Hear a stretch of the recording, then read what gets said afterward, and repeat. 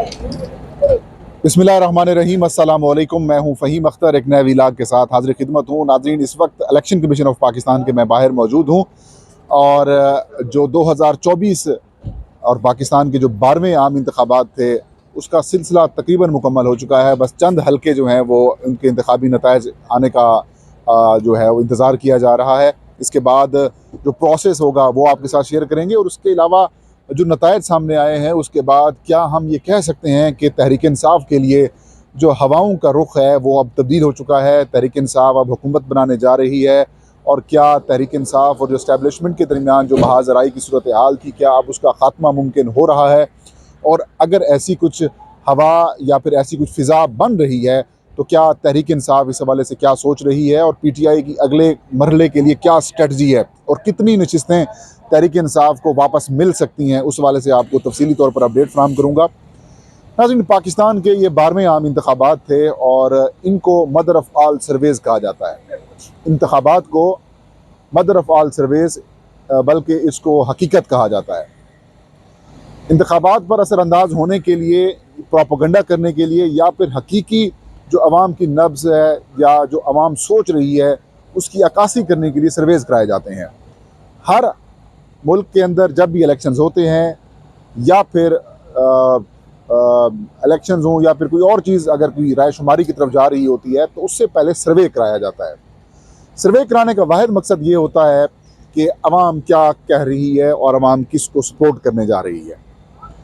लेकिन कुछ ममालिक के अंदर पेड सर्वेज़ भी करवाए जाते हैं, सियासी जमातें करवाती हैं, सियासतदान करवाते हैं, जो उम्मीदवार होते हैं वो करवाते हैं ताकि उनका माहौल बनाया जा सके और जो स्विंग वोटर होता है या जो स्विंग सीट्स होती हैं उस पर असरअंदाज होने की कोशिश की जाती है। 2024 के इंतखाबात जो कि पाकिस्तान के अंदर मुनक्किद हुए, इन इंतखाबात पर असरअंदाज होने के लिए हर सियासी जमात ने, हर उम्मीदवार ने या फिर यूँ कहें कि वो इदारे जो इंतखाबात के अंदर अमल दखल कर रहे थे उन्होंने सर्वेज़ करवाए। मीडिया के ऊपर सर्वेज़ हुए, कैलकुलेशंस चेक कराई गई और ये बात बताई गई कि नवाज शरीफ साहब जो हैं, जो मुस्लिम लीग नून के अगर हम सर्वेज़ की बात करें, जो उनके पेड सर्वेज़ या फिर यूँ कहें कि जिस तरह से उन्होंने मैनेज कराने की कोशिश की गई, उसके अंदर ये बात सामने आई थी कि तहरीक इंसाफ की मकबूलियत कम हो रही है, मुस्लिम लीग नून और नवाज शरीफ की जो मकबूलियत है वो ज़्यादा हो रही है। लेकिन जो नतायज आते हैं उन नतायज के बिल्कुल ये बरक्स सर्वेज़ साबित हुए हैं। अब सर्वेज़ के ज़रिए काम नहीं चला, अब हकीकत सामने आ गई है और हकीकत ये है कि पाकिस्तान की सियासी तारीख़ के सबसे मुश्किल तरीन जो इंतखाबात हैं वो तहरीक इंसाफ ने लड़े हैं। बाकी जितनी भी जमातें इलेक्शंस लड़ती रही हैं उनका निशान कभी नहीं छीना गया, उनके पोटेंशियल उम्मीदवारों को कभी दस्तबरदार नहीं करवाया गया, उनके अंदर से कभी भी सियासी जमातें नहीं बनवाई गई। हाँ, 2002 के इंतखाबात के अंदर मुस्लिम लीग नून के अंदर से काफ लीग बनाई गई थी, लेकिन मुस्लिम लीग नून मौजूद थी। मुस्लिम लीग नून को वोट डालने के लिए उम्मीदवार जो वोटर्स थे उसको दिक्कत नहीं थी। उनको पता था कि यार अगर इंतखाबी निशान शेयर मुस्लिम लीग नून का है तो फिर वो बैलेट पेपर के ऊपर है, अगर लोग वोट डालना चाहते तो वोट डाल सकते थे। 1970 के इंतखाबात में अवामी लीग जो है, शेख मुजीबुर रहमान की जो जमात थी, उनका भी इंतखाबी निशान बरकरार था। 2018 के इंतखाबात हुए, नवाज शरीफ और मरीम नवाज साहबा जेल के अंदर थी, लेकिन मुस्लिम लीग नून का इंतखाबी निशान बरकरार था। लेकिन जो 2024 में PTI के साथ हुआ है, ये कभी पाकिस्तान की पॉलिटिकल इलेक्शंस की हिस्ट्री के अंदर नहीं हुआ। हर हलके के अंदर उम्मीदवार का निशान डिफरेंट था। कौमी असम्बली का अलग था तो सूबाई असम्बली का अलग था। वजह सिर्फ ये थी कि तहरीक इंसाफ को वोट डालने वाले जो वोटर्स हैं उनको हम मायूस कर दें, उनको हम कंफ्यूज कर दें या फिर उनकी हौसला शिकनी कर दें कि वो वोट ना डाल सकें और मामलात जो हैं वो लो टर्न आउट की तरफ चले जाएं। लेकिन जिस मैसिव अंदाज में बड़े पैमाने के ऊपर तहरीक इंसाफ के वोटर्स बाहर निकले और उन्होंने अलग निशानात के बावजूद PTI के लोगों को जान याद करके उनके निशानात को आए, उम्मीदवारों के नाम याद करके आए, उन्होंने वोट डाला और एक तारीख रकम कर दी। मैं ये समझता हूँ कि तहरीक इंसाफ का जो इंतखाबी अमल था या फिर जो इंतखाब लड़ने का जो मकसद था वो पूरा हो चुका है। पीटीआई ये साबित करने में कामयाब हो गई है कि आपने जितनी एक्शंस हमारे खिलाफ लेने थे आपने ले लिए हैं। अब उन इलेक्शन से आपको कुछ नहीं मिला, अवाम ने रेफरेंडम कर दिया है और रेफरेंडम ये है कि तहरीक इंसाफ और इमरान खान जो है वो मकबूल हैं। अब हुकूमत साजी के लिए आप जोड़ तोड़ करें, ज़मीर ख़रीदें, लोगों को अगवा कर लें, उनको नून लीग के अंदर बिठा दें, पीपल्स पार्टी के साथ बिठा दें या जिस जमात के साथ बिठा दें, तहरीक इंसाफ अब इस सरोकार से, इस चीज़ से भी आगे निकल गई है। लेकिन मेरी इतलात के मुताबिक तहरीक इंसाफ को अब अप्रोच किया जा रहा है। पीटीआई को अब ये कहा जा रहा है कि जो आपकी नशिस्तें जिनके ऊपर आपको एतराज़ात हैं जो छीनी गई हैं वो आपको वापस मिल सकती हैं, लेकिन कुछ शराइत हैं। शराइत की तफसीलात अभी सामने नहीं आई, लेकिन मैं ये समझता हूँ कि जो तहरीक इंसाफ ने रेफरेंडम लड़ा है इसकी गूंज अब अमेरिका बरतानिया तक पहुँच चुकी है।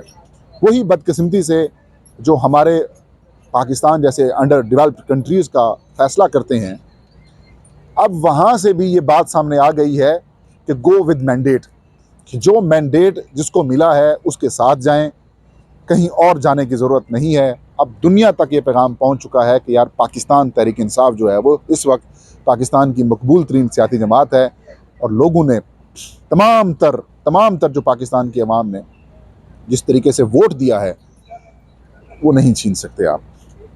अगर सिर्फ मैं आपको एक मिनट के लिए कह रहा हूँ कि अगर इमरान खान साहब बाहर होते, तहरीक इंसाफ का इंतखाबी निशान मौजूद होता और जमात के ऊपर पीटीआई इलेक्शन लड़ रही होती तो आज 2/3 अक्सरियत से भी ज़्यादा नशिस्तें तहरीक इंसाफ की होती। ये मैं नहीं कह रहा, तो मेरी भी एक अप्रोच यही है। ये वो बदतरीन मुखालिफ जो कि मुस्लिम लीग नून के हामी रहे हैं, तज्जिया निगार, वो लोग भी अब यही कह रहे हैं कि भाई मैंडेट पीटीआई को मिला है। लेकिन जिस तरीके से, जिस अंदाज में छीना जा रहा है या फिर छीना गया है, उसके बावजूद तहरीक इंसाफ के हिमायत याफ्ता तकरीबन 95 MNAs जो हैं वो मुख्तलिफ हलकों से मुंतखब हो गए हैं। खैबर पख्तूनख्वा में तहरीक इंसाफ ने आलमोस्ट क्लीन स्वीप किया है। कौमी असम्बली की तकरीबन 39 नशिस्तें 44 में से तहरीक इंसाफ ने जीती हैं और इसी तरीके से सूबाई असम्बली की भी नशिस्तें तहरीक इंसाफ ने वहाँ पर बग़ैर किसी रिज़र्व सीट के वो 2/3 अक्सरियत के अंदर पहुँच चुके हैं। और आप अंदाज़ा लगा लें कि इस सूरत हाल के अंदर आप किस तरीके से उनसे मैंडेट छीनेंगे। और पंजाब के अंदर नवाज शरीफ ने कैंपेन की, पीटीआई को कैंपेन नहीं करने दी गई।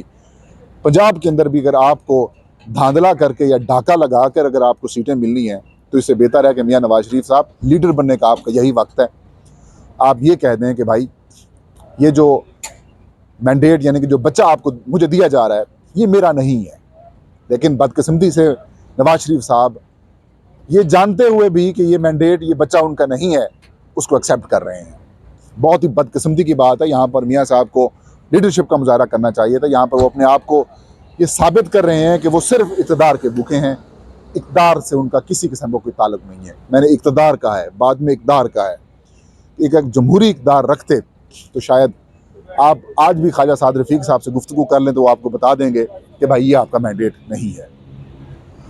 अब हवाओं का रुख जो है वो क्या तब्दील हो गया है पीटीआई के लिए, इस वक्त तक की इतलात के मुताबिक ये रियलाइजेशन हो चुकी है कि भाई हमने तमाम तर इक़दाम कर लिए हैं। अब इमरान खान और तहरीक इंसाफ को हम हराने से में नाकाम रहे हैं और इस्लामाबाद और पिंडी डिवीज़न की जो सीटें हैं या फिर अटक की एक आध नशिस्त शायद पीटीआई को शायद वापस मिलने का इम्कान हो, लेकिन चकवाल तो सारा पीटीआई को मिल सकता है वापस। और ये ऑफ़र्स कराई जा रही हैं पीटीआई को कि कुछ हमारी शराइत हैं उनके ऊपर आप आ जाएं तो मामलात बेहतर हो सकते हैं। लेकिन मेरे ख्याल में ये काम शराइत के कार नहीं करना चाहिए। आपको ये पहले खुद कर लेना चाहिए, क्योंकि आपने अवाम की विल देख ली है। अवाम ने आपके तमाम तर जाली सर्वेज़ को, आपके तमाम तर एक्शंस को रद्द कर दिया है और उन्होंने कहा है कि नहीं भाई, हमने वोट इमरान खान को दिया है, हम आपके बयानिए को सपोर्ट नहीं कर रहे। मतलब वो इमरान खान जिसके नाम लेने के ऊपर टीवी चैनल्स की पाबंदी है, जिसके उम्मीदवारों को आज़ाद उम्मीदवार कहा गया है, उनके उम्मीदवारों को पीटीआई के हिमायत याफ्ता उम्मीदवार नहीं कहा जा रहा। जिसके लिए प्लानिंग ये की गई कि आपने उनको मखसूस नशिस्तें भी नहीं देनी, बावजूद उसके वो 150-60 के करीब नशिस्तें हासिल करने की पोजीशन में आप आ जाते हैं, और फिर आपने 50-60 सीटें उठा के नून लीग पीपल्स पार्टी और आज़ाद हैसियत के अंदर दिगर आज़ादों के अंदर डिवाइड कर दी हैं। तो आपको ये सारी चीज़ें आज खुद ख़त्म कर देनी चाहिए, और साफ शफाफ मुनसिफाना इलेक्शंस हो गए हैं। पाकिस्तान को इस वक्त इस्तेहकाम की ज़रूरत है। सियासी इस्तेहकाम के साथ साथ पाकिस्तान को मुआशी इस्तेहकाम की ज़रूरत है, और मुआशी इस्तेहकाम तब भी आएगा जब अवाम के मैंडेट से आई हुई हुकूमत फैसले करेगी। और अब तो अमेरिका और बरतानिया ने भी कह दिया है कि मैंडेट के साथ जाएं। मैं ये तवक्को कर रहा हूँ अगले चंद दिन तक शायद तहरीक इंसाफ के लिए जो है वो जो हवाएं हैं उनके लिए बेहतर हो जाएं। और अब ये कुछ अंदाज़ा हुआ भी है, शेख रशीद साहब की ज़मानत हो गई है, कुछ मुकदमात के अंदर इमरान खान साहब की भी ज़मानतें सुनी हैं। तो अगले आने वाले दिनों के अंदर बहुत सारी डेवलपमेंट सामने आएंगी। ये था आज का वीलाग। फ़हीम अख्तर को इजाज़त दीजिए। अल्लाह हम सब का हामी नासिर हो।